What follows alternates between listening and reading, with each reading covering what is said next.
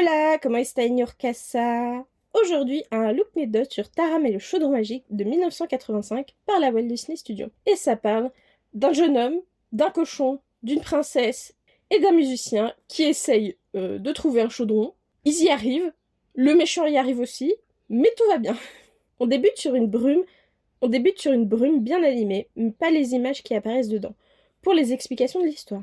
On voit un chat, chien, renard et un vieux qui sent les problèmes avec ses os. Et Taram qui se fait ridiculiser par la basse-cour car il veut se battre mais il est trop tête en l'air. On découvre Tirelire avec son sixième sens et son aptitude à la magie quand elle dort dans de l'eau, qui est hyper bien animée d'ailleurs. Bon, ils doivent partir dans un chalet pas si secret, et sur la route, ils rencontrent un chien singe énervant, mais qui fait de super bruitages.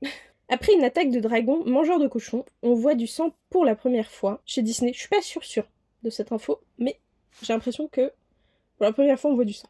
Le ciel rose est un peu trop réel à mon goût pour le style d'animation, mais on a le droit au cliché de la pluie et de la tristesse, donc je suis contente. On découvre un château avec plein de trous, une fête à la cave et la culotte d'une danseuse. Le méchant arrive de façon pas discrète, Taram a de la chance pour pas se faire mal, mais pas pour les âmes. Après, il s'est vite mis à la magie. Il arrive à s'échapper pour jeter Tirelire dans l'eau, malgré ses grosses fesses, et pendant ce moment-là, le méchant fait tout casser pour essayer de les attraper. Bref, Taram se fait quand même emprisonner, mais pas grave.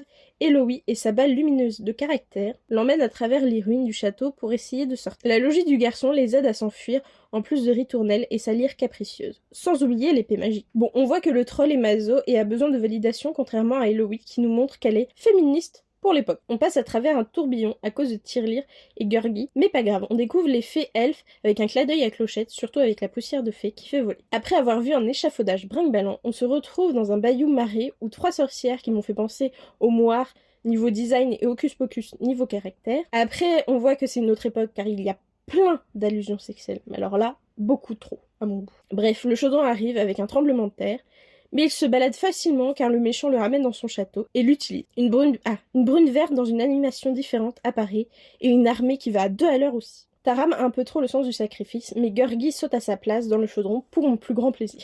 Le méchant utilise le troll comme souffre-douleur, alors que celui-ci a aucune allégeance. L'antagoniste se transforme en squelette alors qu'il est déjà très squelettique.